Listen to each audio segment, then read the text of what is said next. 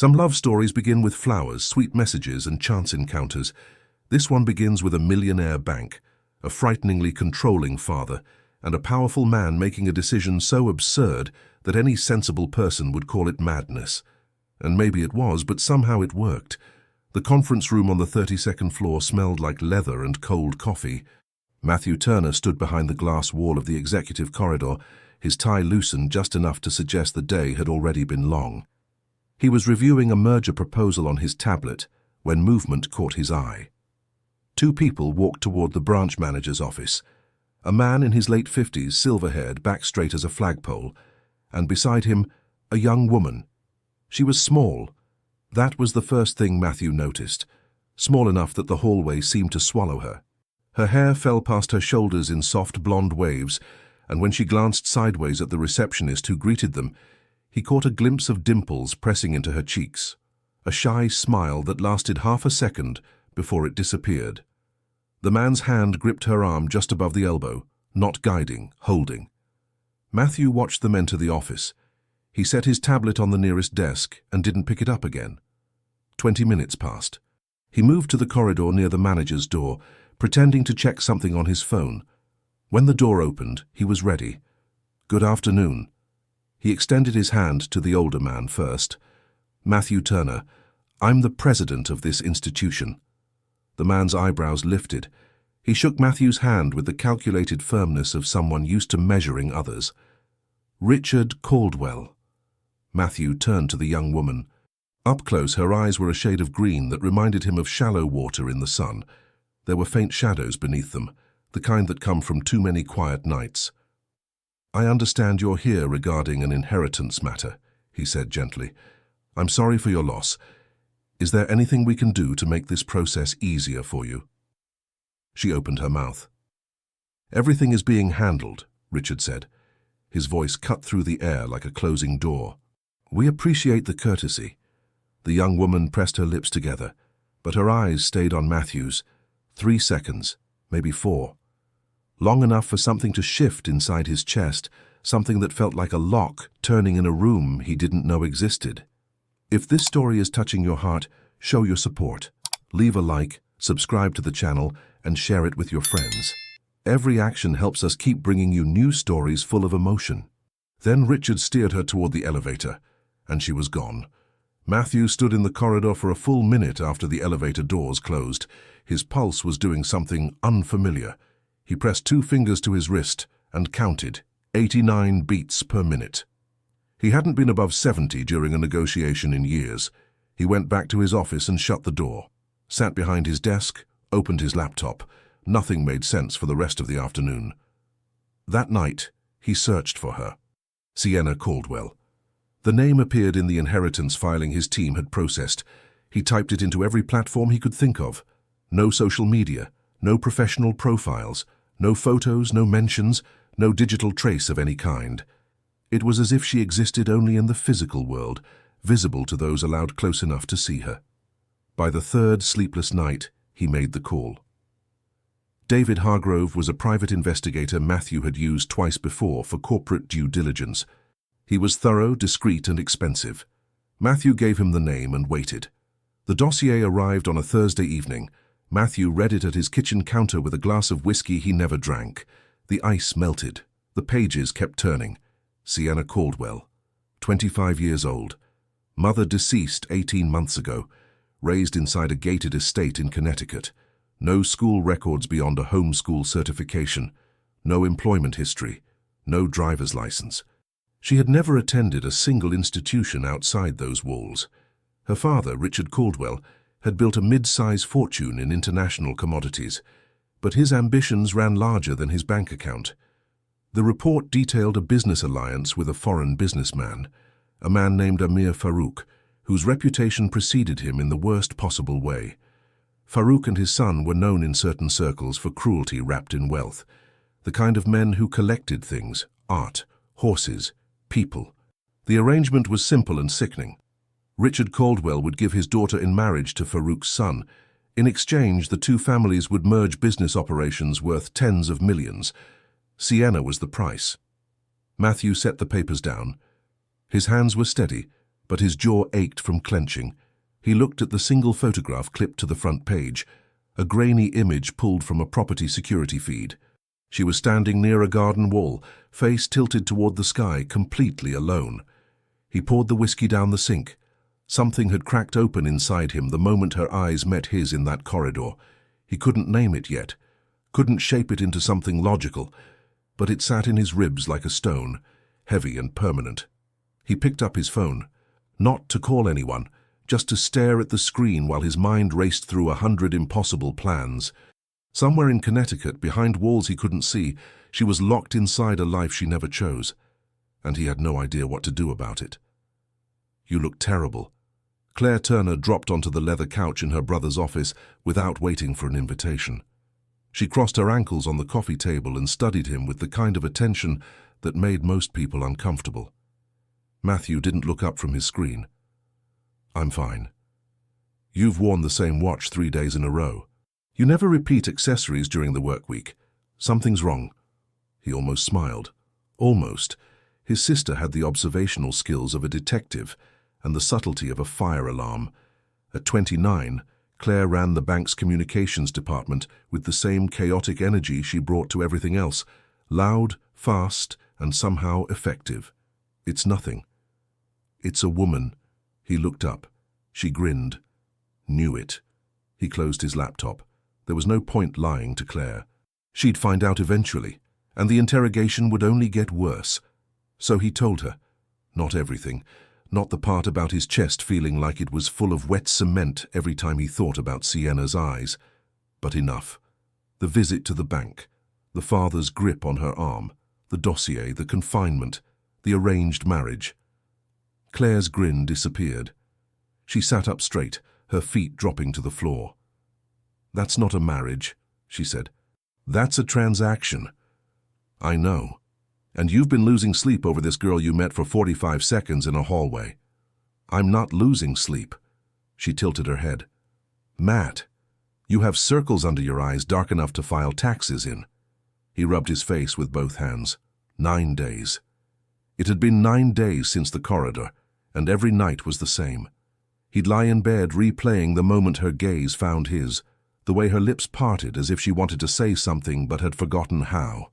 He'd think about the photograph from the security feed, her face turned toward the sky like someone praying for wind. He had considered a dozen approaches, a legal intervention, a direct confrontation with her father, a formal visit to the estate under some banking pretext. None of them worked. Richard Caldwell was careful, paranoid. The estate was private property, and Sienna was technically an adult making no public cry for help. There was no legal doorway in. "I need to see her again," he said quietly, "but I can't get in." Claire was quiet for a moment. Then something flickered behind her eyes. The same look she got before suggesting they sneak into their father's office as kids, or before convincing an entire gala to do the electric slide. "What if you were already inside?" "What do you mean?" "The estate has staff, groundskeepers, housekeepers, cooks. People come and go." She leaned forward. "What if you got in as one of them?" "Claire, hear me out. You need access, not a meeting, not a phone call. You need to be inside those walls, so become someone they'd let in." "I run a bank, and right now that's useless." She stood up and paced. "Find out who works the grounds, make friends, offer to fill in. You're tall and strong and you've never been afraid of getting your hands dirty. Literally, in this case." It was absurd. The kind of plan that only made sense if you squinted at it sideways. But Matthew had spent 9 days running out of rational options, and the irrational ones were all he had left. It took him 4 days. The estate's groundskeeper was a man named Douglas, 63 years old, with a bad knee and a love for horse racing.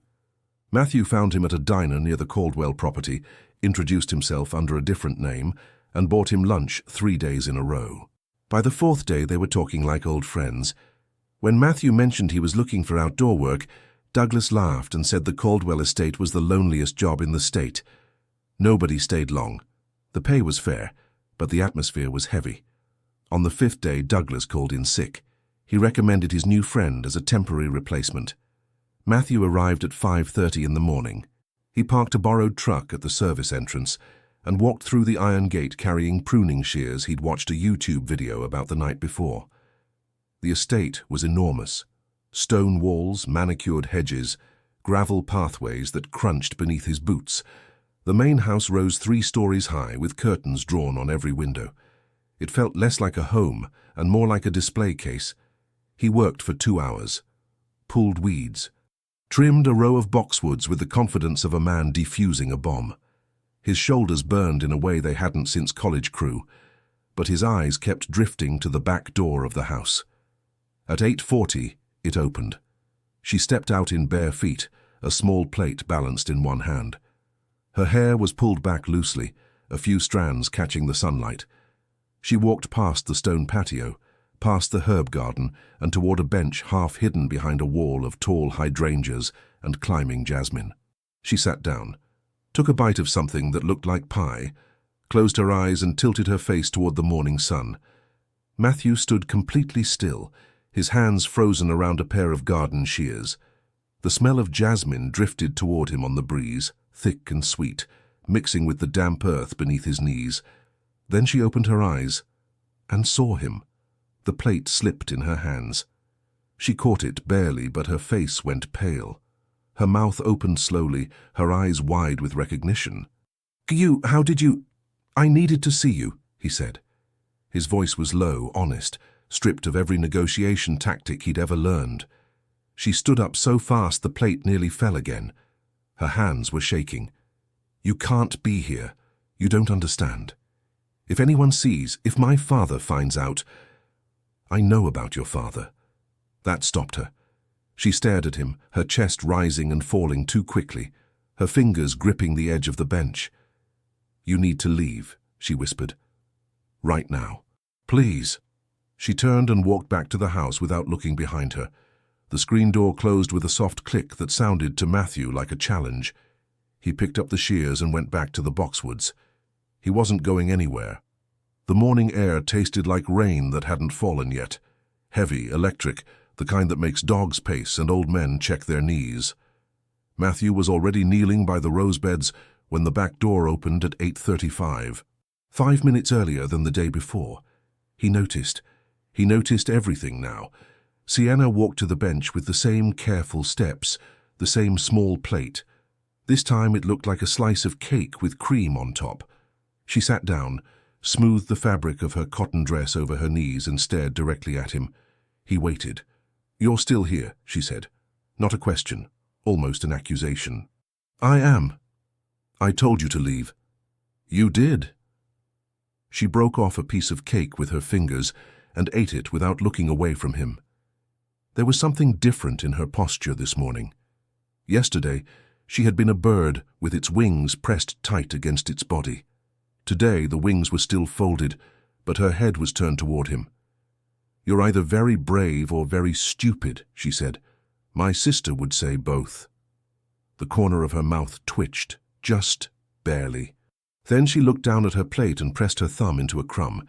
He set down the trowel and wiped his hands on his jeans. Stood slowly, the way you'd stand near a deer you didn't want to startle. He walked 3 steps closer and stopped.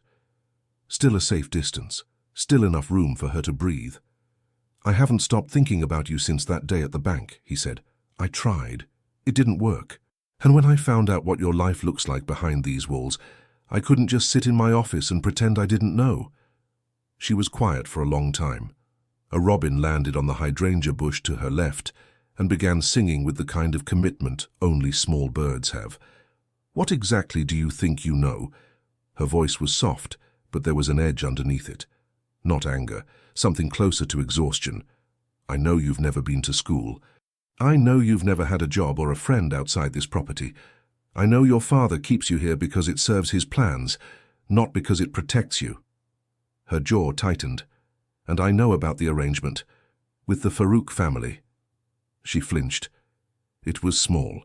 A contraction of her shoulders, a quick blink. But he saw it. He saw all of it. You had no right to look into my life. You're right. I didn't. Then why did you? He held her gaze. The answer sat on his tongue like a word in a language he was still learning. Because when you looked at me in that corridor, I felt something I've never felt before, and I've spent every day since then trying to understand it. She set the plate on the bench beside her. Her hands went to her lap, fingers laced together, knuckles pressing white against each other. You felt something, she repeated. Yes. For me. Yes. You don't even know me. I know. That's why I'm here. The robin flew away. In the distance, a lawnmower started on the neighboring property, a low hum that vibrated through the ground. Sienna looked toward the house. The windows stared back, blank and watchful. Then she turned to him again, and for the first time, he saw something behind the caution in her eyes, a flicker of warmth, quick and fragile, like a match struck in the wind. If my father finds out you're here, really here, he'll destroy you. He can try. You don't understand what he's capable of. I understand more than you think. She stood. The plate stayed on the bench. She took one step toward the house, then stopped. Her back was to him, and he watched her shoulders rise and fall with a breath that seemed to carry the weight of years. Tomorrow, she said, without turning around. I'll be here at the same time. She walked inside and closed the door behind her. Matthew exhaled. His hands were trembling. He looked down at them, these hands that had signed contracts worth more than most people would earn in 10 lifetimes, and they were shaking because a woman with green eyes and bare feet had said the word tomorrow. He went back to the rose beds, pulled weeds he'd already pulled, cut stems that didn't need cutting. But his mind was somewhere else entirely, replaying the way her voice had softened on that last word. Tomorrow. That evening in his penthouse apartment, he stood under the shower with water so hot it reddened his skin. The muscles in his back ached from a full day of physical labor. His palms had blisters that stung when the water hit them. He pressed his forehead against the tile and closed his eyes. He could still smell the jasmine from the garden. She had clung to his clothes, to the collar of his shirt, to the inside of his memory where her face lived now. The way she'd eaten that cake with her fingers, the way she'd looked at the house like it was a cage she'd memorized every bar of. His phone buzzed on the bathroom counter. Claire. How'd it go? She told me to leave. And? She told me to come back tomorrow. A pause. Then Claire laughed, bright and sharp like a bell struck once. That's my future sister-in-law. Claire? Too soon? Fine, but I'm not wrong. He hung up and stood by the window, still dripping, a towel around his waist. The city stretched below him, all glass and light and purpose. He'd built his career on certainty, on reading people, on predicting outcomes, on controlling the variables. Nothing about Sienna Caldwell was a variable he could control, and for the first time in his life, that didn't scare him. It pulled him forward. 3 crows sat on the garden wall, like a jury deciding something important. Sienna watched them from the stone bench, her bare feet tucked beneath her, a bowl of strawberries balanced on her knee. She'd been waking up earlier each morning without understanding why. Her body knew before her mind did. He arrived at the hydrangeas at exactly 8:30. Same boots, same worn jeans. But today he carried a small paper bag, which he set on the ground beside the bench before sitting on the grass across from her. What's that? She asked. Chocolate croissants. From a bakery on Maple Street. She stared at the bag like it might contain something dangerous. Then she reached for it, opened it, and the smell of warm butter and cocoa hit her before she even saw what was inside. She took a bite and closed her eyes. This is the best thing I've ever tasted. He watched her, the way the chocolate left a faint mark at the corner of her lips, the way her eyelashes pressed against her cheeks when she closed her eyes. He memorized it the way he memorized interest rates, automatically, permanently, without effort. You've never had a croissant? Not from a bakery, not fresh. She opened her eyes. I've never been to a bakery. The words landed between them like a stone dropped into still water. My mother used to bake, she continued, her voice quieter now. Lemon cake, mostly. The kitchen would smell like it for hours. After she died, the cook took over, but it was never the same. She paused. Nothing was the same. Matthew pulled a blade of grass from the ground and turned it between his fingers. He wanted to ask 100 questions. When did your mother die? What was her name? Do you have anything left of her? But he held them back. She'd give him what she wanted to give when she was ready. "Tell me something about you," she said. "Something real." He thought about it. Most people asked about his work, his portfolio, his plans for the bank's expansion. Nobody asked for something real. "I can't cook anything," he said. "Not even eggs. My sister tried to teach me once and I set off every smoke alarm in the building." Sienna laughed. It was the first time he'd heard it, full and sudden, catching her by surprise as much as him. The dimples appeared deep in her cheeks, and his chest did something he was going to have to stop pretending was normal. "How do you survive?" she asked. "Restaurants, delivery. Occasionally my mother takes pity on me and sends leftovers with my driver." "Your driver?" she repeated, and there was a flicker of something curious in her expression, like she was filing away a detail she didn't fully understand yet. He changed the subject, asked her what she did during the days. She told him about the library on the second floor of the mansion. Hundreds of books, most of them her mother's. She read 3 or 4 a week. Romance novels, travel guides, history books about places she'd never seen. She described the world the way someone describes a dream. Vivid, longing, with the quiet understanding that waking up was inevitable. "I've read about the ocean in 11 different books," she said, "but I've never seen it." He looked at her for a long moment, then said nothing, because anything he could have said would have been too small for what he felt. The days folded into each other after that. Every morning she came to the bench. Every morning he was already there, waiting among the hydrangeas with dirt on his knees and something new in the paper bag. A blueberry muffin, a slice of apple pie, a cinnamon roll that left sugar on her fingers. She tasted each one like it was a discovery, and he watched each discovery like it was a privilege. They talked about everything and nothing. She told him about the constellations she could see from her bedroom window. He told her about the time Claire convinced him to jump off a dock fully clothed at their grandmother's lake house. She described the sound of rain on the mansion's glass roof like it was music. He described the sound of the trading floor on a Monday morning like it was war. They laughed more than he expected. She had a sense of humor that crept up slowly, dry, observational, delivered with those dimples and a tilt of her head that made him forget entire sentences. On the 4th day their hands touched. He was reaching for a fallen petal near her knee, and his fingers brushed hers. Neither of them moved. The contact lasted 2 seconds, maybe 3, but the warmth of her skin stayed on his knuckles for the rest of the afternoon. He replayed it while trimming hedges he'd already trimmed twice. On the 5th day, she asked him to walk with her. They followed a narrow path that wound behind the greenhouse, past a row of old oaks, and into a part of the garden where the hedges grew tall enough to block every window of the house. The air was cooler there, shaded, thick with the scent of wild mint and damp bark. She showed him a patch of wildflowers her mother had planted years ago, still blooming in stubborn defiance of everything else that had changed. "She loved this spot," Sienna said softly. She said flowers don't care who's watching. They just grow. Matthew stood beside her, close enough to feel the warmth of her arm near his, close enough to notice the faint freckles scattered across the bridge of her nose, like someone had shaken cinnamon over her while she slept. He wanted to touch her face. Instead, he put his hands in his pockets and listened to the wind move through the oaks. On the 6th day, she leaned against his shoulder while they sat on the bench, just for a moment, just long enough for his breath to stop and restart in a different rhythm. She pulled away quickly, her cheeks flushed pink. "Sorry," she whispered. "Don't be." She looked at her hands. He looked at the hydrangeas. The silence between them was so full it could have been a conversation.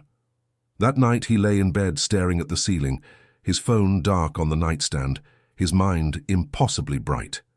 He thought about her shoulder against his, the weight of it, the trust in it. He was falling. He knew it now, and the ground was nowhere in sight. His hands knew the garden now, which roses needed cutting low, which hedges grew faster on the south side, where the soil stayed damp past noon and where it dried out by 10. A week of mornings had turned the bank president into something almost convincing, a man with calloused palms and grass stains on his knees who could tell the difference between jasmine and honeysuckle by smell alone. But none of it mattered as much as the 7 minutes it took her to walk from the back door to the stone bench each morning. Today, she was late. He checked his watch. 8:50, then 9, then 9:10. His chest tightened with each minute. He pruned the same rosebush 3 times, cutting so close to the stem that he'd probably killed it. At 9:15, the door opened. She walked out quickly, her steps uneven, her arms wrapped around herself. When she reached the bench, she didn't sit. She stood with her back to him, her shoulders drawn in tight. He set down the shears and walked to her, slowly, carefully. What happened? She didn't turn around. My father had guests for breakfast, business associates. He made me sit at the table and smile. One of them kept staring at me like I was something on a menu. Her voice was flat, controlled, but her fingers were gripping her own arms hard enough to leave marks. Matthew stopped 2 feet behind her. The urge to reach for her was so strong his hands ached with it. He's planning a dinner, she continued. Next month with the Farouk family. He told me to be ready. He said it like he was scheduling a delivery. She turned around. Her eyes were dry, but the green in them had gone dark, like a lake before a storm. I'm a package, Matthew, wrapped and addressed and waiting at the door. He took 1 step closer. No, you're not. You don't live in this house. And you won't live here forever. Something broke in her expression. Not tears. Something deeper. The kind of fracture that happens when someone says out loud what you've been telling yourself in silence for years, and it suddenly sounds possible. She sat down on the bench. He sat beside her, not touching, but close enough that she could feel the warmth of him if she leaned even slightly to the right. They stayed like that for a while. The garden hummed with bees and distant bird calls. The hydrangeas swayed in a breeze that carried the sweet smell of freshly cut grass. Tell me something good, she whispered. He thought. Then he said, Claire once tried to adopt a goat. She found it on a farm during a charity event and put it in the back seat of her car. My mother didn't speak to her for 3 days. Sienna exhaled something that was halfway between a laugh and a sigh. What happened to the goat? It lives on my uncle's property in Vermont. Claire visits it every Thanksgiving. She named it, didn't she? Gerald.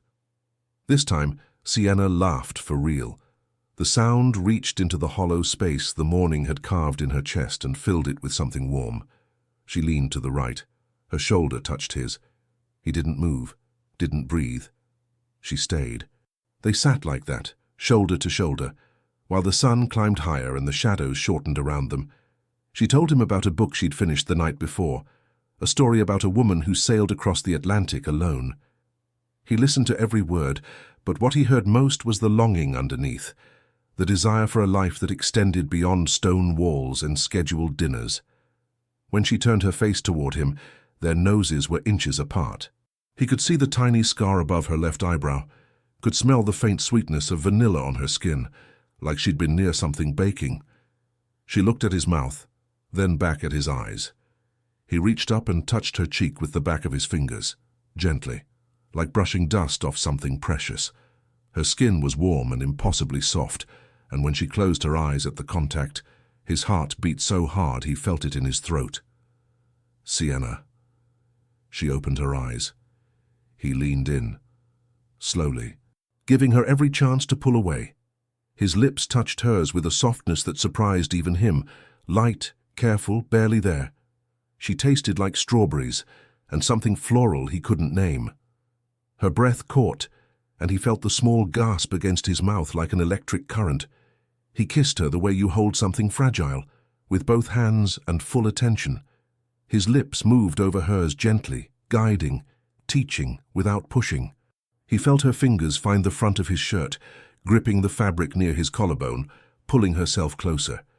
Her mouth opened slightly against his, uncertain and brave at the same time, and he deepened the kiss just enough to let her feel what he'd been holding back for days. The world around them went quiet. The bees, the wind, the distant hum of the lawnmower, all of it disappeared into the space between their mouths. When he pulled back, her eyes were still closed. Her cheeks were flushed, her lips slightly parted, her fingers still twisted in his shirt. She looked like someone waking up from a dream they weren't ready to leave. "That was my first kiss," she said. Her voice was thin and shaking and full of wonder. He pressed his forehead against hers. "I know." "How?" Because you held on to me like you were afraid I'd disappear." She opened her eyes. A tear slipped down her cheek, catching the sunlight before it reached her jaw. "I want to be with you," he said. "Not just here, in stolen mornings behind the hedges. I want all of it. I want to take you to the bakery on Maple Street and watch you try every croissant they make. I want to show you the ocean." His voice was steady, but his hand trembled against her cheek. "I want you to be mine, Sienna, and I want to be yours." She pressed her lips together. The tears came faster now, and she wiped them with the heel of her hand. "I can't." "Tell me why." "Because I'm not free." Her voice cracked on the word. "There's a contract, signed by my father and the Farouk family. If I refuse the marriage, my father will— Your father doesn't control the rest of your life. He controls all of it." She pulled back. Her hands left his shirt, and the absence of her grip felt like a wound. "He controls what I eat, what I read, who I see. He chose the dress I'm wearing right now." She gestured at herself, a plain white cotton dress buttoned to the neck. "You think I can just say yes to you and walk out the front door?" Matthew held her gaze. His jaw was tight, his eyes burning with something that had moved past tenderness and into territory he hadn't visited before. "Then we won't use the front door." She stared at him. He could see the war behind her eyes, hope, fighting habit, desire wrestling with a lifetime of fear. "You don't know what you're promising," she whispered. "I know exactly what I'm promising." She didn't say yes, but she didn't say no. And when she walked back to the house, she looked over her shoulder once. That was enough. Sienna pressed her back against her bedroom door and listened to the house settle into silence. The floorboards creaked in their usual pattern. The grandfather clock downstairs struck 10. Mrs. Brennan's footsteps faded toward the staff quarters at the far end of the hall. She crossed the room and opened the window. The night air flooded in, cool, sharp, carrying the scent of the garden below. She leaned against the sill and looked down at the ivy climbing the east wall, the stone path that led to the fountain, the dark shapes of the hedges beyond. Nothing moved. She told herself she wasn't waiting, that she'd opened the window because the room was warm, because the air was thick, because her body needed something other than these four walls. But her heart was beating like it disagreed. A sound, soft, rhythmic, like someone climbing something they'd climbed before. Then hands appeared on the windowsill. Large hands, dirt still under the nails, gripping the stone with quiet confidence. And then his face lit by the faint glow of the hallway light under her door.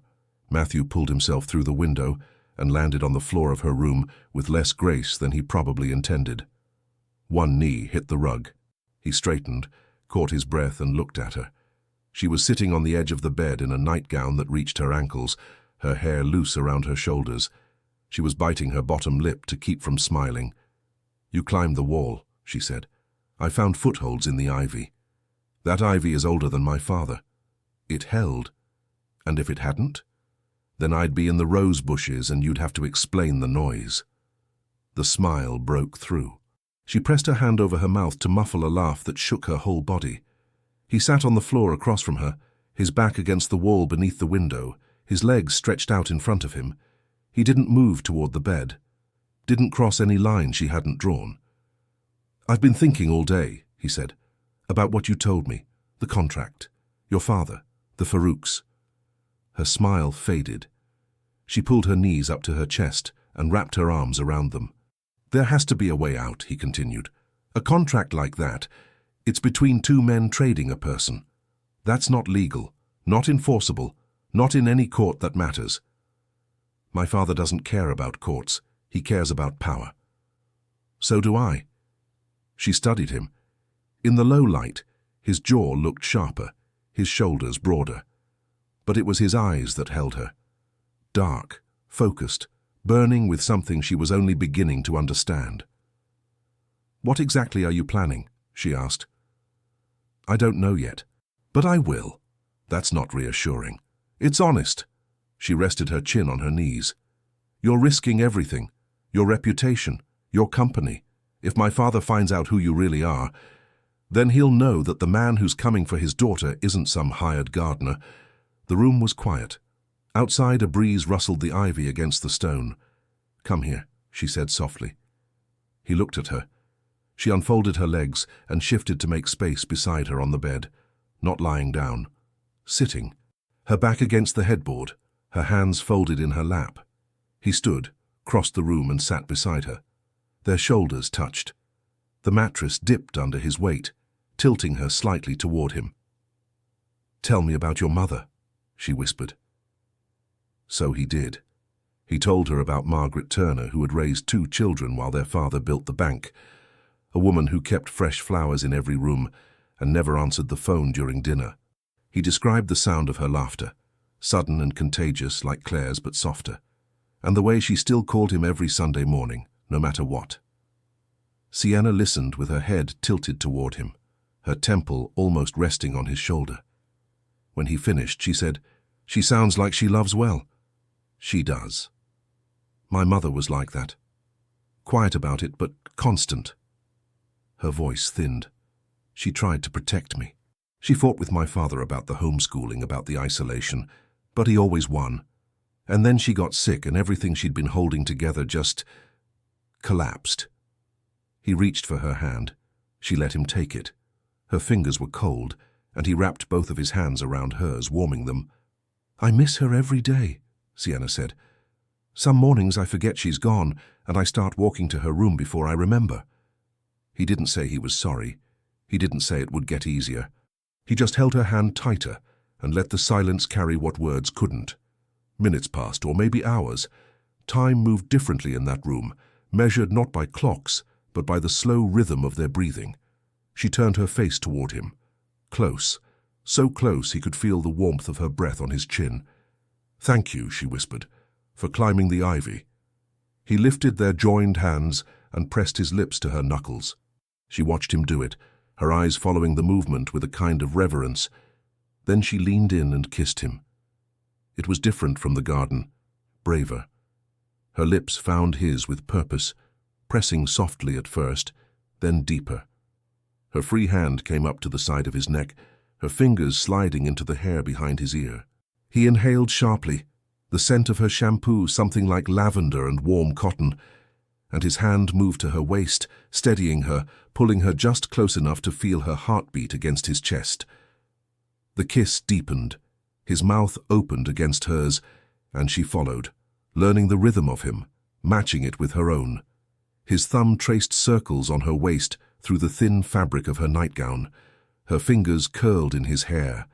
He wanted more. Every nerve in his body was telling him to pull her closer, to lay her down, to show her everything. But he felt the tremble in her hands, the newness of every touch, and it grounded him. He slowed, kissed the corner of her mouth, then her cheek, then the space just below her ear where her pulse fluttered fast against his lips. She made a sound, small, involuntary, somewhere between a sigh and a gasp. It nearly undid him. He pulled back, pressed his forehead to hers. "I should go," he murmured, "before I stop being a gentleman." "Is that hard?" "You have no idea." She smiled against his mouth. He kissed her one last time, quick, firm, a promise, and stood from the bed. At the window, he turned back. She was still sitting against the headboard, her hair slightly messed, her lips flushed, her eyes bright in the dark. "Tomorrow night?" he asked. "The window will be open." He climbed down the ivy with a grin he couldn't have hidden if he'd tried. 3 floors below, the garden was dark and still. But in the room above him, a light stayed on for a long time, and somewhere in the staff quarters, Mrs. Brennan lay awake. She had heard footsteps in the hallway that didn't belong there. She had noticed the girl lingering in the garden past her usual time. She had seen the way Sienna's eyes had changed over the past week. Brighter, more alive, more dangerous. Something was different, and Mrs. Brennan made it her business to find out what. Mrs. Brennan had worked in the Caldwell mansion for 11 years. She knew every creak of every floorboard, every draft that slipped through the old window frames, every shadow that moved across the halls after dark. She knew which maids cut corners and which ones actually polished the silver. She knew when the cook used store-bought stock instead of homemade, and she knew when something in that house was out of place. The girl was out of place, not physically. Sienna still followed her routine: breakfast at 8, reading in the library until noon, a walk in the garden before lunch. But the texture of it had changed. The girl moved differently, faster in some moments, slower in others, as if her body was operating on a rhythm that didn't match the house anymore. She hummed while she walked. She lingered at windows she used to pass without looking. And twice this week, Mrs. Brennan had caught her smiling at nothing. Sienna Caldwell did not smile at nothing. On Thursday morning, Mrs. Brennan positioned herself near the kitchen window that overlooked the east side of the garden. She poured a cup of tea she had no intention of drinking and waited. At 8:32, Sienna walked out the back door. Same cotton dress, same bare feet. But this time her hair was down, loose and brushed, falling in waves past her shoulders. The girl never wore her hair down outside the house. She walked to the stone bench behind the hydrangeas, and she wasn't alone. The new gardener was already there, sitting on the grass with his sleeves rolled up. He stood when he saw her, and Mrs. Brennan watched the way his whole body turned toward the girl like a compass finding north. They spoke in low voices. Sienna laughed, a real laugh, the kind Mrs. Brennan hadn't heard in years. The gardener reached out and tucked a strand of hair behind Sienna's ear. Mrs. Brennan's fingers tightened on the teacup. She didn't move, didn't call out. She simply watched. And what she saw over the next 20 minutes confirmed everything she suspected. The way they sat close enough for their knees to touch. The way the girl leaned into him when he spoke, her face tilted up like a flower finding sun.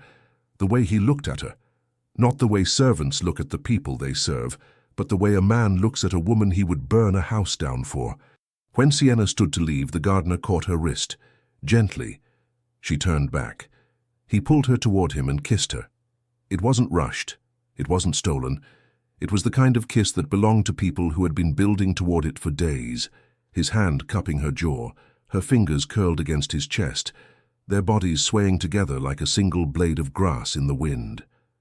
Mrs. Brennan set down the teacup and walked away from the window. She didn't go to Mr. Caldwell. Not yet. Information was currency in this house, and Mrs. Brennan had learned long ago that timing mattered more than truth. But the clock was ticking. Meanwhile, in the hidden corner of the garden, Sienna pulled away from the kiss with her heart slamming against her ribs. "Someone's going to see," she breathed. "The hedges are taller than me." "That's not saying much. Everything's taller than me." He laughed. A real, full-bodied laugh that vibrated through his chest and into her palms, which were still pressed flat against his shirt. She felt the rumble of it in her fingertips, and something warm spread through her stomach. "I need to tell you something," he said. His expression shifted. The laughter dissolved into something more serious, the line of his jaw tightening.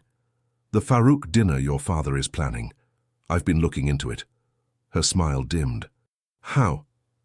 "I have resources." She pulled back slightly. What kind of resources does a gardener have? The question hung in the air between them. He held her gaze, and she saw something flicker behind his eyes. Not guilt, but the weight of a truth he hadn't yet released. "The kind that come from caring about someone enough to use them," he said. It wasn't an answer. She knew it. He knew she knew it. But the morning was too bright, and his hands were too warm on her waist, and she let it go the way you let go of a rope you know you'll have to pick up again later. "I'm going to find a way to stop that dinner," he said, "and I'm going to find a way to get you out of here. You keep saying that, because I keep meaning it." She looked at him, really looked, the way she'd started doing when she wanted to see past the surface of things. His eyes were dark brown, almost black in the shade of the hydrangeas. There were faint lines at the corners that deepened when he smiled, and there was something in the way he held himself, a steadiness that didn't match the dirt on his knees or the calluses on his palms. He stood like a man used to being listened to. "Who are you?" she asked softly, not accusing, wondering. "I'm the man who climbs your wall every night, because he can't stand the thought of you falling asleep alone in a house that treats you like furniture." "That's not what I asked." "It's the answer that matters." She studied him for another long moment. Then she rose on her toes and kissed his cheek. Her lips were soft and warm against the rough stubble of his jaw, and his eyes closed involuntarily, his breath catching in a way he couldn't disguise. "Whatever you're hiding," she whispered near his ear, "I hope you trust me with it before someone else finds out." She walked back to the house. He watched her go, his hands hanging at his sides, her words settling into his chest like a splinter he couldn't reach. She was right. He was running out of time. That night he climbed the ivy again. She was waiting by the window, the album of photographs open on her lap. She showed him pictures of her mother, a woman with the same green eyes and the same dimples, standing in a garden that looked like it belonged in a fairy tale. In one photo, she held a baby Sienna against her chest, both of them laughing. "She looks like you," he said. "Everyone says that." She traced the edge of the photograph with her finger. "But I think I got my stubbornness from my father. I just use it differently." He smiled. "You use it better." They talked until 1 in the morning. About her mother, about his father, who had built the bank from a single branch office and died when Matthew was 26. About the weight of inheriting someone else's dream and trying to make it your own. She fell asleep against his shoulder somewhere around 2. He stayed perfectly still, his arm going numb beneath her, his face buried in her hair. She smelled like lavender again. And something else, something warm and faintly sweet that he'd started to associate with safety, though he'd never needed the word before. He left before dawn, climbed down the ivy in the grey half-light, drove back to the city with the windows down and her scent still clinging to his collar. In his apartment, he sat at the kitchen counter and opened his laptop. He pulled up the file on the Farouk family, read every line again, then opened a new document and began writing a plan. He wasn't a gardener. He was a man with a bank, a legal team, and the kind of stubbornness that ran in his family too. It was time to use all of it. Friday came wrapped in fog, the kind that muffled sound and blurred edges, that made the garden feel like a place between worlds. Matthew arrived early, parked the borrowed truck by the service gate, and walked toward the rose beds with his shears and his plan and a knot in his stomach he couldn't untie. He had to tell her, not just the plan, everything, who he was, what he did, the bank, the penthouse, the investigator, the dossier. She deserved the full truth before he asked her to trust him with the rest of her life. He was rehearsing the words in his head when the back door opened. Sienna stepped out, but she didn't walk to the bench. She stopped on the patio, her eyes scanning the garden quickly, her body tense. Then she looked directly at him and shook her head once, a small, sharp motion. "Stay back." Behind her, the door opened again. "Mrs. Brennan." The woman walked out with the deliberate pace of someone who already knew what she was going to find.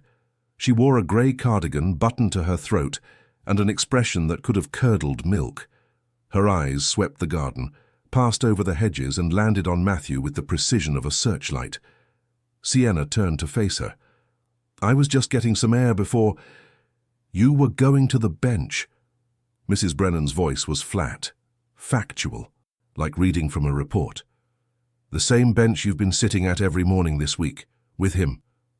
The word fell like a gavel. Matthew set down the shears and stood.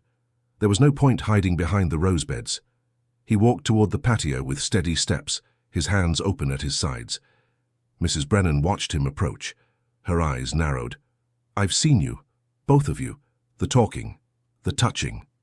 She turned to Sienna. "Do you have any idea what your father will do?" Sienna's face was pale, but her voice was steady. "Mrs. Brennan, please, he's just—" "Don't."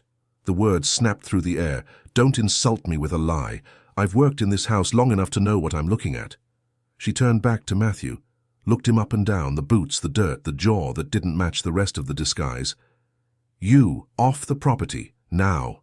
And if I see you within 100 yards of this house again, I'll call the police before I call Mr. Caldwell." Matthew didn't move. His eyes went to Sienna. She was standing 3 feet from Mrs. Brennan, her hands clenched at her sides, her chin lifted just slightly. Not defiant, resolved. He took 1 step toward her. Mrs. Brennan shifted to block his path. "I said leave. I heard you." He looked past the woman, held Sienna's gaze. Green eyes wide and clear, holding his with a steadiness that made his chest ache. "Midnight," he said. "Quiet. Just for her. Be ready." Mrs. Brennan grabbed his arm. Her grip was stronger than he expected.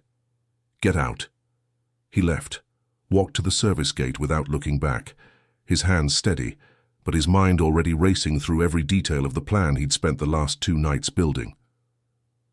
The truck started on the first turn. He pulled onto the road and drove exactly 1 mile before pulling over to the shoulder and pressing his palms against his eyes. His phone was in his hand before his breathing leveled.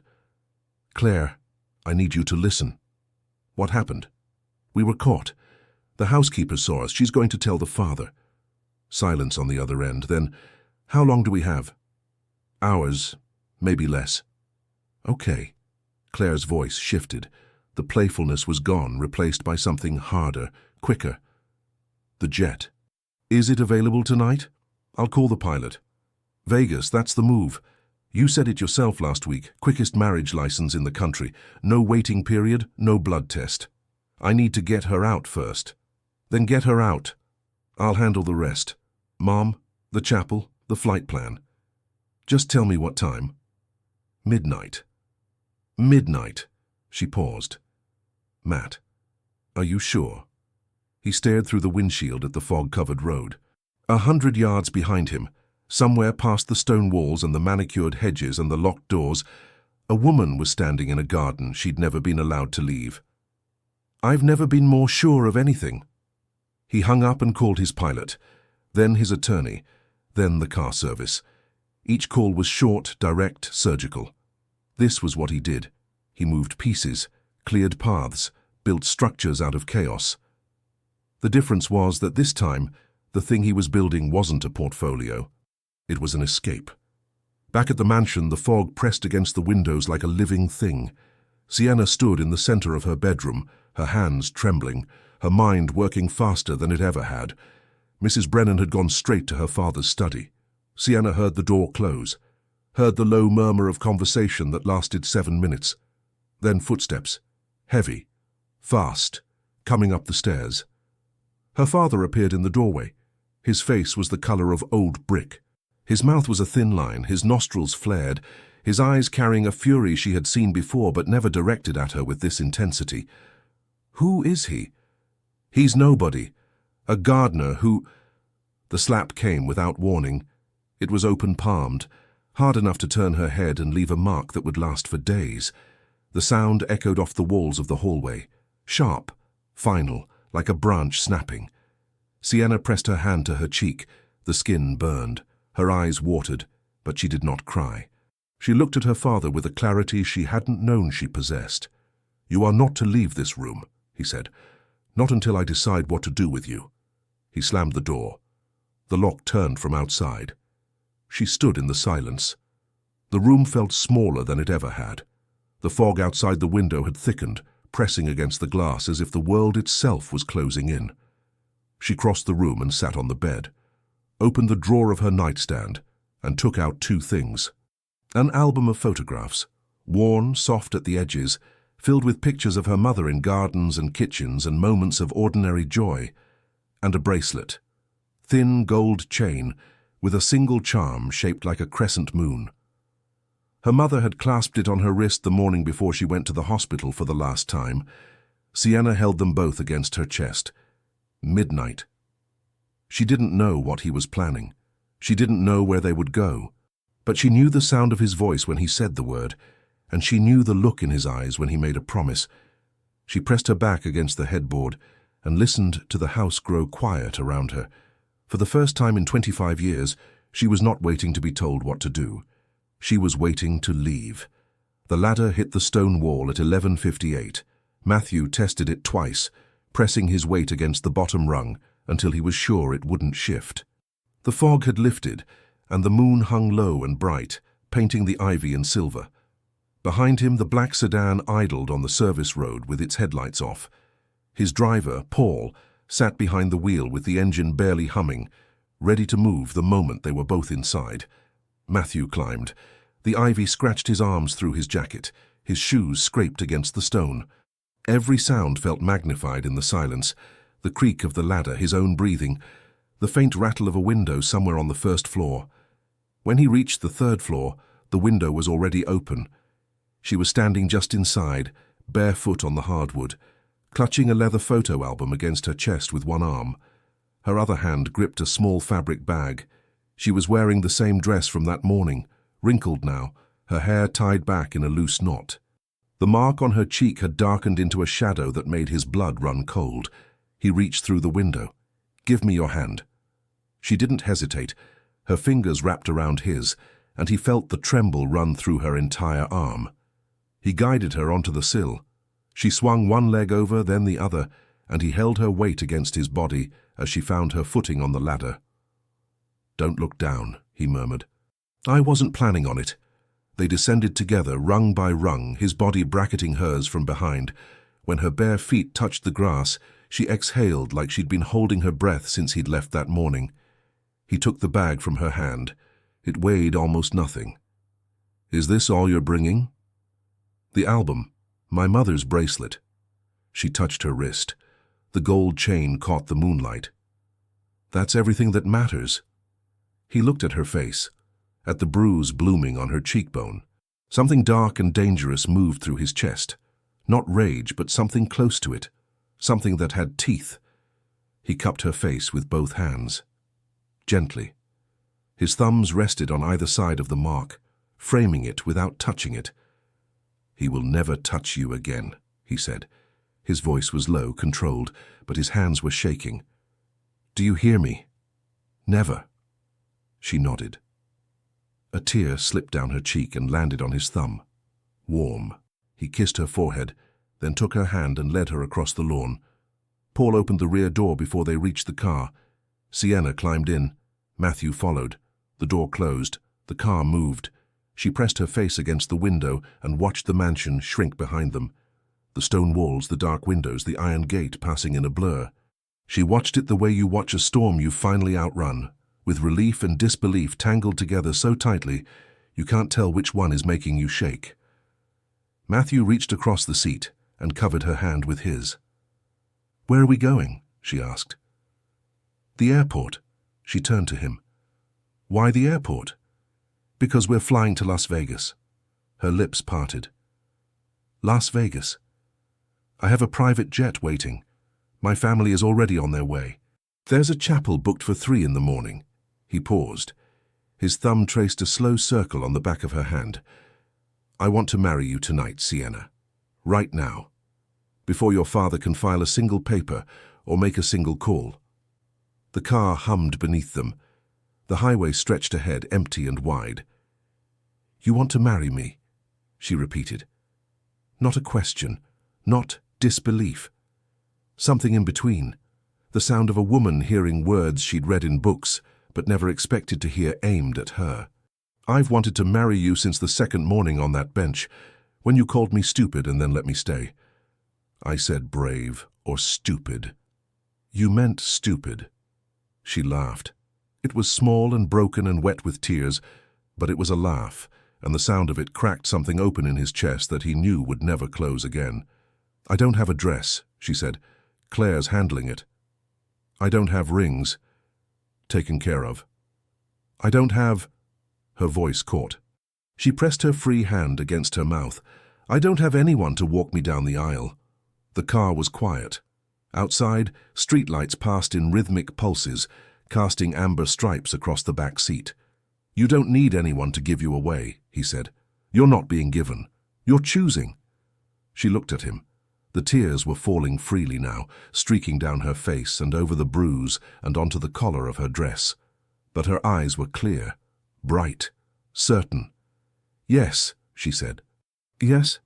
Yes, I'll marry you tonight in Las Vegas, in whatever chapel your sister found, in this dress with no shoes, holding a photo album."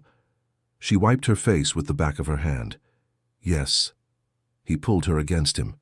She folded into his chest, her face pressed against his neck, her fingers gripping the lapel of his jacket. He held her with both arms, tight enough to feel her heartbeat against his ribs, and buried his face in her hair. She smelled like lavender and jasmine and the cold night air. "Thank you," she whispered against his skin. "For what? For making me brave enough to walk out a window?"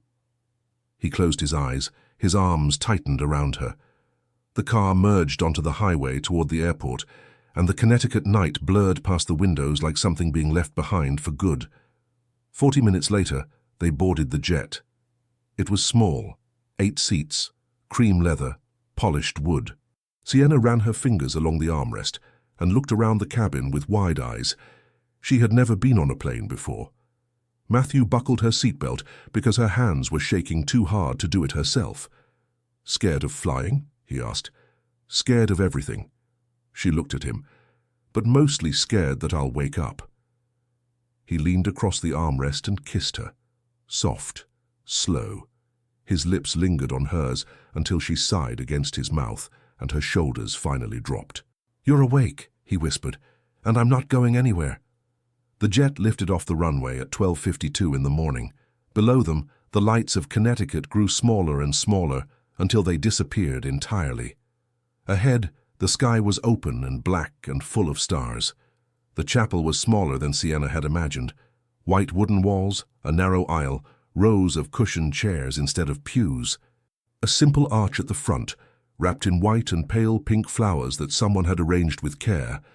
The air inside smelled like roses and candle wax, and soft music drifted from a speaker in the corner, something with a piano, gentle and unhurried. Claire was the first person she saw. Matthew's sister was standing near the arch in a silk blouse and jeans, mascara already smudged under both eyes, holding a bouquet of white peonies she'd clearly assembled herself because one side was significantly taller than the other. "Oh, thank God," Claire breathed. Then she crossed the room in 4 strides and wrapped Sienna in a hug that smelled like perfume and airplane coffee. "You're here. You're actually here." Sienna stood frozen for a moment. She couldn't remember the last time someone had hugged her like that, full-bodied, unguarded, without asking permission. Then she hugged back. Claire pulled away, held her at arm's length, and studied her face. Her gaze lingered on the bruise for exactly 1 second. Her jaw tightened. Then she said, "I brought you shoes and a dress. Well, it's more of a skirt and top situation, because I had 45 minutes to shop in an airport. But it's white and it's your size, and I swear on Gerald the goat that you'll look beautiful." Sienna blinked. "You know about the goat?" "He told you about Gerald?" "First week." Claire looked at her brother, who was standing by the chapel door with his hands in his pockets and an expression Sienna had never seen on his face before. Open, unguarded, almost boyish. "He's gone," Claire said softly, turning back to Sienna. "Completely gone. I've never seen him like this." She led Sienna to a small room at the back of the chapel. Inside, laid out on a chair, was a simple ivory skirt that fell to mid-calf and a delicate lace top with cap sleeves. Beside it, a pair of low heels with a thin strap. Sienna changed with Claire's help. The fabric was soft against her skin, and when she looked in the small mirror on the wall, she barely recognized the woman looking back. Not because of the clothes, because of her eyes. They were bright, alive. The kind of eyes that belonged to someone who just made the biggest decision of her life and didn't flinch. Claire pinned a single peony behind Sienna's left ear, stepped back, pressed her hand to her mouth. "Perfect," she whispered. In the main room, Matthew stood at the arch beside the officiant, a soft-spoken man with round glasses and a calm voice. Margaret Turner sat in the front row, her hands clasped in her lap, tears already falling. She had arrived an hour before them, driven straight from the airport, and had spent the time arranging flowers and telling the officiant 3 different stories about her son's childhood. Matthew tugged at his collar. He had changed into a white dress shirt that Claire had packed in the carry-on. No tie, no jacket. His sleeves were rolled to the elbows, and his hands, still marked with the faint calluses from 2 weeks of garden work, hung at his sides. Then the door at the back of the chapel opened. Sienna walked through it alone. No father, no escort, just her, small and steady, her chin lifted, the photo album and her mother's bracelet tucked against her side, the peony bright against her blonde hair. She held Claire's lopsided bouquet in her free hand and walked toward him with bare certainty in every step. Matthew's vision blurred. He blinked, swallowed, pressed his teeth together hard enough to feel the ache in his jaw. He had negotiated billion-dollar mergers without a tremor in his voice. He had faced boardrooms full of hostile investors without breaking eye contact. But watching this woman walk toward him in a chapel in Las Vegas at 3 in the morning undid every wall he'd ever built. His eyes were wet by the time she reached him. She stopped in front of the arch and looked up at him. Her lips trembled into a smile. "You're crying," she whispered. "No, I'm not." "Your face disagrees." He laughed. It came out thick and unsteady, and he wiped his eyes with the back of his hand, while Claire sobbed loudly from the front row, and Margaret handed her a tissue without looking away from her son. The officiant spoke. Simple words, traditional vows. Matthew's voice was rough when he said his, the words catching on something deep in his throat that he didn't try to smooth over. When it was Sienna's turn, her voice was quiet, but clear. Every word landed in the room like a stone dropped into still water. The rings were plain gold bands. Claire had chosen them. They fit. "You may kiss the bride." Matthew cupped her face in both hands, the way he'd done in the garden, the way he'd done in the car. But this time there was no urgency, no fear, just the slow, deliberate press of his mouth against hers. She tasted like tears and peonies, and the beginning of something he didn't have a word for yet. Her hands came up to rest on his wrists, holding him there. And when the kiss ended, she kept her eyes closed for a long moment, as if she was memorizing the way it felt. Claire applauded. Margaret wept openly. The officiant smiled like a man who had seen 1,000 weddings and still believed in everyone. Outside the chapel, the Las Vegas sky was beginning to lighten at the edges. Pink and gold crept along the horizon, pushing back the dark. Sienna stood on the chapel steps with her husband's arm around her waist and watched the sunrise paint the desert in colors she'd only ever seen in books. "Mrs. Turner," Matthew said beside her, testing the sound, tasting it. She looked up at him. The bruise on her cheek had shifted to purple, but her smile outshone it completely. "Say it again." He leaned down and pressed his lips to her temple. "Mrs. Turner." She closed her eyes. The morning sun touched her face, and for the first time in her life, Sienna felt like she belonged somewhere. The hotel suite was on the 14th floor. Floor-to-ceiling windows framed the Las Vegas skyline, a sprawl of light and movement that made the room feel like the inside of a jewel box, but Sienna wasn't looking at the view. She was standing in the middle of the room barefoot again, the lace top still on, the bouquet set down somewhere she'd already forgotten. Her fingers turned the gold band on her left hand, around and around, feeling the weight of it. Matthew closed the door behind them. The click of the lock sounded louder than it should have. He didn't move toward her. He leaned against the door and watched her, the way she touched the ring, the way her shoulders rose and fell with each breath, the way the city light caught the fine hairs at her temples and turned them gold. "You're staring," she said without turning around. "I've been staring at you for 3 weeks. It's not going to stop because we signed a paper." She turned. Her eyes were soft, her lips slightly parted. The bruise on her cheek had faded into the low light, and what remained was just her. The dimples, the green eyes, the quiet steadiness that had made him climb a wall and rearrange his entire life.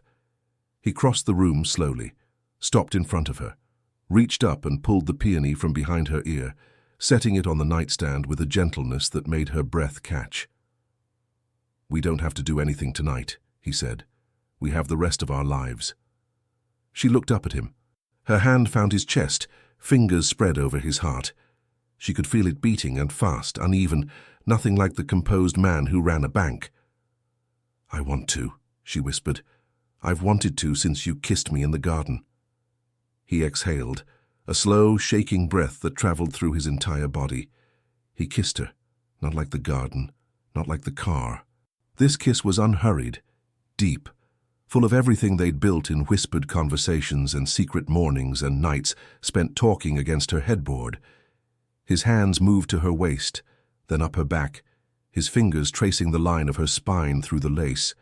She arched into him, her hands sliding up his chest to his shoulders, pulling him closer. He guided her backward until her legs touched the edge of the bed. She sat. He knelt in front of her, took her face in his hands and kissed her forehead, Her eyelids, the tip of her nose, the bruise on her cheek. So softly she felt it more as warmth than pressure. "Tell me if anything feels wrong," he murmured against her skin. "Tell me and I'll stop." "Nothing feels wrong." Her voice was thin, trembling but sure. "Everything feels like it was supposed to start here." He undressed her slowly. Each button, each layer, treated with the kind of reverence she'd only ever read about. His lips followed his hands, along her collarbone, across the curve of her shoulder, down the inside of her wrist where her pulse beat wildly against his mouth. She shivered, not from cold, from the shock of being touched like she mattered. When she reached for his shirt, her fingers fumbled with the buttons. He covered her hands with his and helped. Their foreheads touched. She laughed, a nervous, breathy sound that made him smile against her lips. "Sorry," she whispered. "My hands won't cooperate. Take your time." She did, and when the last barrier between them fell away, he looked at her with an expression that made her forget every cruel thing anyone had ever said about her worth. He was careful, achingly, impossibly careful. He held her like she was the most important thing he'd ever been trusted with, and she felt it, in his hands, in his mouth, in the way he whispered her name against her neck, like a prayer he was learning for the first time. The pain was brief, swallowed by his patience and the steady rhythm of his voice telling her she was safe. She was beautiful, she was his. She cried. Not from pain, from the overwhelming realization that this was what it felt like to be chosen, to be held by someone who had torn his life apart just to be near her. He kissed every tear. Afterward, they lay tangled in white sheets that smelled like hotel lavender and each other. Her head rested on his chest. His arm wrapped around her, his fingers drawing absent patterns on her shoulder. The city hummed below them, indifferent and alive. "Matthew? What if my father comes after you? Or the Farouks? What if they try to—" He tilted her chin up until she was looking at him. His eyes were calm, not hard. Calm in the way that deep water is calm, still on the surface, immense underneath. "I run one of the largest banks in the country," he said. "I have legal teams, security teams, and enough resources to fight anyone who comes near you or this marriage." His thumb brushed her jaw. "Your father is powerful in his world, but his world is very small compared to mine." She studied his face. "You really aren't just a gardener." "I was a terrible gardener." She smiled, pressed her lips to the center of his chest. "I'm scared," she admitted. "I know." He pulled her tighter against him. "But you married a man who doesn't lose." She closed her eyes. His heartbeat was steady beneath her ear, constant, dependable, like a clock she could finally trust. Outside, the Las Vegas sun was fully up now, flooding the room with gold. A new day, a new name, a new life unfolding in a city built on the idea that anything was possible if you were bold enough to bet on it. Sienna Turner had placed her bet, and she'd never been more certain of anything. She woke to the feeling of lips on the back of her neck, slow, warm, deliberate. Each kiss placed like punctuation in a sentence he was writing on her skin. Sienna smiled before she opened her eyes.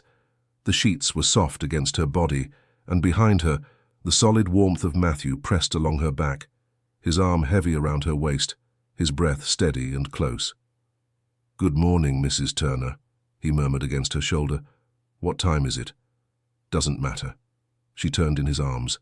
His face was right there, unshaven, hair messy, eyes still soft with sleep.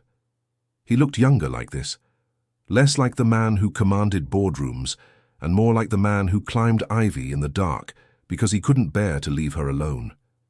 She touched his jaw. The stubble was rough under her fingertips. He closed his eyes at the contact, leaning into her hand with a surrender that still surprised her. This man who controlled empires undone by the press of her palm against his face. "Say my name," she whispered. "Sienna." "The new one." He opened his eyes, smiled. "Sienna Turner." She kissed him. Not shyly this time, not tentatively. She kissed him like a woman who had discovered something extraordinary and intended to keep it. His hand tightened on her waist, pulling her closer, and she felt the rumble of a groan deep in his chest, when her fingers slid into his hair. They moved slowly, unhurried. Morning light spilling across the sheets, her body curved against his name whispered from her lips like it was the only word she remembered. It was different from the night before, softer, more familiar, as if their bodies had already started learning the language of each other and were practicing the words again with care. Afterward, he ordered room service. She sat cross-legged on the bed wearing his dress shirt, eating scrambled eggs and laughing at the way he struggled to open a jar of jam. "You built a banking empire," she said, "and you can't open a jar." Different skill set, clearly. He finally twisted it open with a grunt and handed it to her with exaggerated ceremony. She spread jam on toast and took a bite, and he watched her chew with an expression so openly adoring that she threw a grape at his head. He caught it, ate it, grinned. Then his phone rang. The shift was instant. His jaw tightened, his shoulders squared. He looked at the screen, and whatever softness had been in his face drained away like water through sand. "It's my assistant," he said. "Give me a minute." He stepped onto the balcony and answered. Sienna watched through the glass door. She couldn't hear the words, but she could read his body. The way he paced, the way his free hand gripped the railing, the way he pressed the phone harder against his ear as the conversation went on. When he came back inside, his face was composed. Too composed. The mask she'd seen him wear in the bank corridor, polished, impenetrable, deliberate. "Your father knows you're gone," he said. "He's been calling everyone. The police, his attorneys, his contacts. He's telling people you were taken against your will." She set down the toast. Her appetite vanished. "He's looking for a gardener named James," Matthew continued.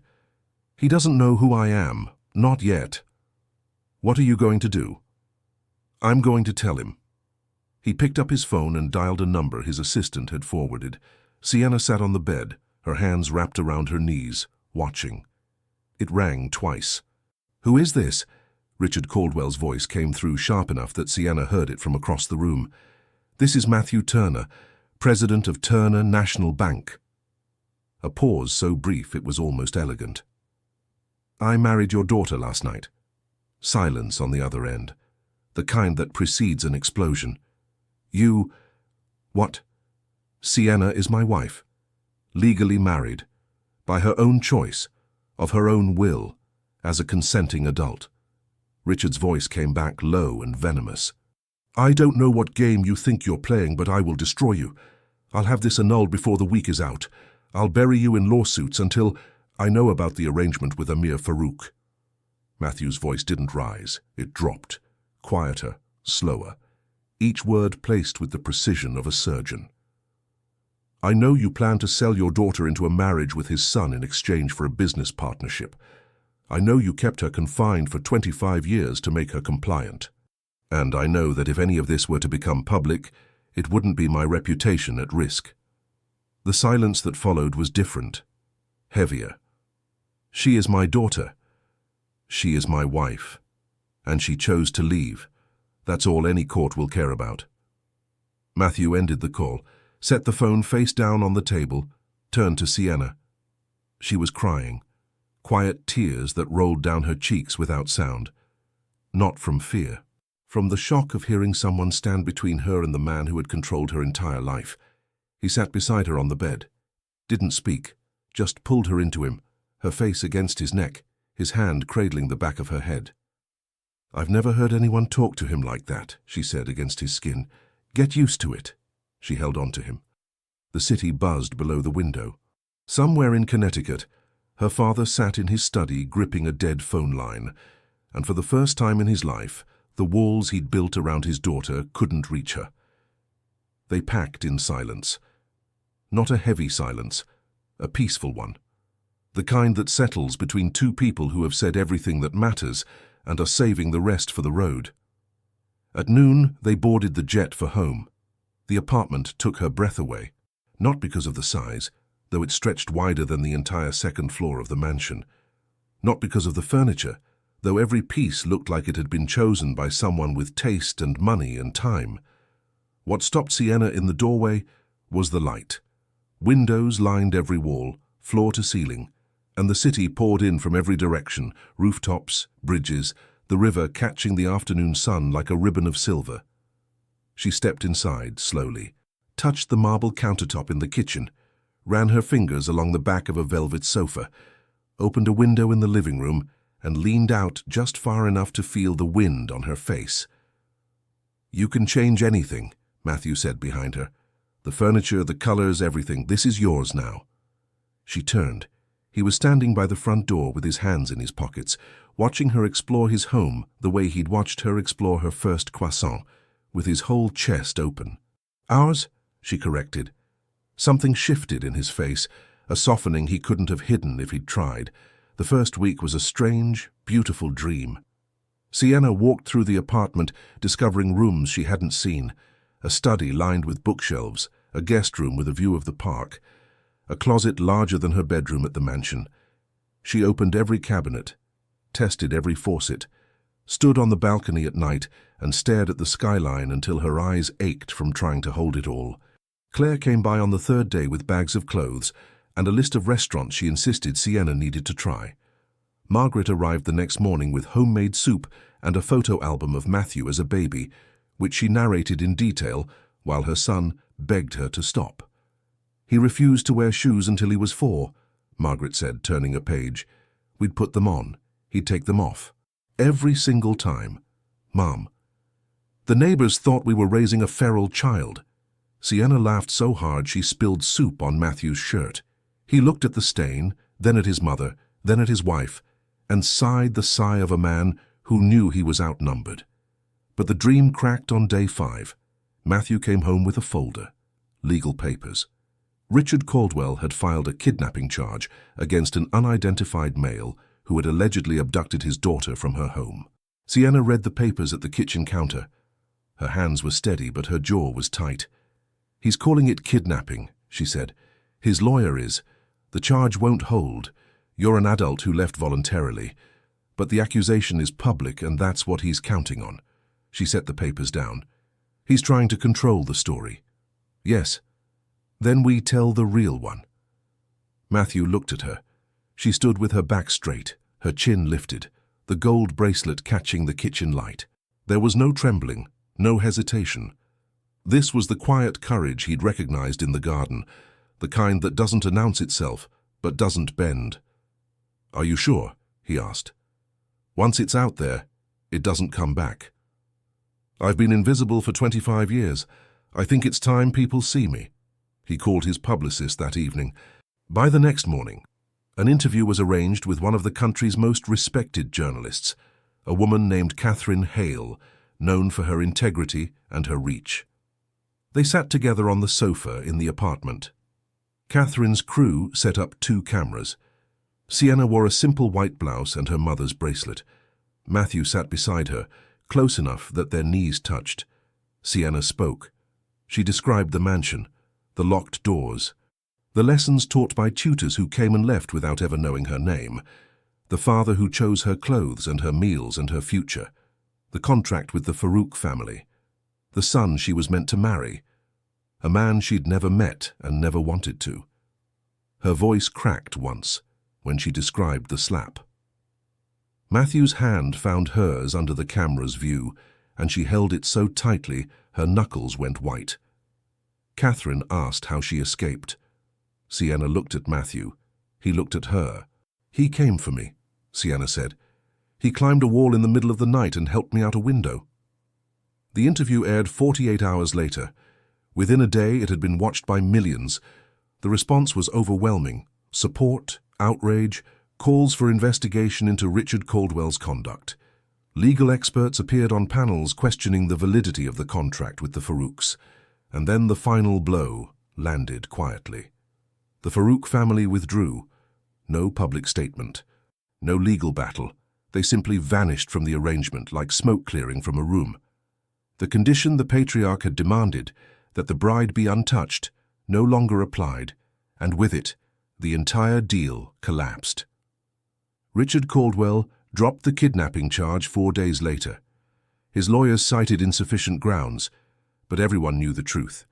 The man who had built his world on control had finally lost the one thing he couldn't buy back. his daughter's silence. 6 weeks after the interview, Sienna stood in the bathroom of their apartment holding a small white stick with both hands. The result was already visible, 2 lines, sharp and unmistakable, but she kept staring at it, as if looking away might change what she was seeing. Her hands shook, not from fear, from something so large it didn't fit inside her body, a fullness that pressed against her ribs and climbed into her throat and sat behind her eyes like a wave waiting to break. She set the test on the counter, walked to the bedroom, sat on the edge of the bed, stood up, sat down again. She picked up her phone and typed a message to Claire, deleted it, typed another, deleted that one too. Then she heard the front door open. Matthew's footsteps were always the same, steady, purposeful, the sound of a man who knew where he was going. She heard him set his briefcase on the hallway table, heard the soft thud of his shoes being kicked off, heard him call her name from the kitchen. "In here," she said. Her voice came out higher than she intended. He appeared in the doorway, tie loosened, sleeves already half-rolled, the way he always looked at the end of a workday, halfway between the man who ran the bank and the man who belonged to her. "What's wrong?" he asked immediately. "Nothing's wrong. You're sitting on the bed at 5 in the afternoon holding your own hands." She looked down. He was right. Her fingers were laced together in her lap, gripping so tight the knuckles had gone pale. She took a breath, stood up, walked to the bathroom and came back with the test. She held it out to him. He looked at it, then at her, then at it again. The change happened in his face like weather. Confusion first, then understanding, then something that crumbled every wall he'd ever built around himself, a raw, unguarded flood of emotion that turned the president of Turner National Bank into a man who couldn't speak. His knees hit the floor, not slowly, not gracefully. He dropped, like the weight of what she'd just told him was too much to hold standing up. His hands found her waist, then her hips, and he pressed his face against her stomach, flat, unchanged, holding a secret that was only hours old. He cried. Sienna had seen him angry. She'd seen him focused, tender, fierce. She'd seen his eyes water at their wedding. But she had never heard him cry like this. Deep, shaking sobs that vibrated against her body and made her own tears fall before she could stop them. She ran her fingers through his hair, held his head against her, let him feel what she'd been feeling alone in that bathroom, the impossible, terrifying, magnificent weight of a life they'd made together. "We're going to be parents," she whispered. He looked up. His face was wet, his eyes red, his expression so open it almost hurt to look at. "Say it again." She cradled his face in her hands. "We're going to be parents, Matthew." He turned his head and kissed her palm, then stood and pulled her into him, wrapping both arms around her, his chin resting on the top of her head, his chest still shaking with the aftershocks of something too big to name. Months later, on a Saturday morning in October, the rooftop garden was in full bloom. Matthew had commissioned it the week after their wedding, a private terrace on top of their building, designed to hold the same species that had grown around the stone bench in her father's garden. Hydrangeas, jasmine, wild mint, climbing roses that tangled along a wooden trellis he'd helped install himself. In the center, a stone bench, the same grey stone, the same simple shape. Sienna sat on it now with her son in her lap. 5 months old, dark hair, strong jaw, his father's eyes staring up at her with the kind of focus that already looked like it meant business. She bounced him gently on her knee, and he grabbed her finger and grinned, a wide, gummy, whole-body grin that made her laugh out loud. Matthew appeared through the terrace door carrying 2 mugs of coffee. He set them on the ledge and scooped the baby from her arms in one motion, lifting him high above his head. The boy shrieked with delight, arms waving, legs kicking, a sound so pure it seemed to clean the air. Sienna clapped her hands and laughed, and the gold bracelet, her mother's crescent moon, caught the morning light. On the bench beside her, the photo album lay open. Old pages at the front, her mother in gardens, holding a baby with green eyes and dimples. New pages at the back, a chapel in Las Vegas, a woman in lace, a man with tears on his face, a hospital room, a tiny hand wrapped around a finger, a family. Matthew lowered the baby to his chest and kissed the top of his head. Then he looked at Sienna. She looked at him, and the garden around them, planted from memory, grown from love, blooming in stubborn defiance of everything that had tried to keep them apart, swayed gently in the autumn breeze. No words. None needed. Just the three of them together, in a garden built on the 32nd floor of a building that touched the sky. Leave your comment and share this story with someone special. It truly helps us keep bringing new stories to you. And if you want to follow every chapter of this emotional journey, subscribe to the channel and turn on the notification bell. Your support makes all the difference.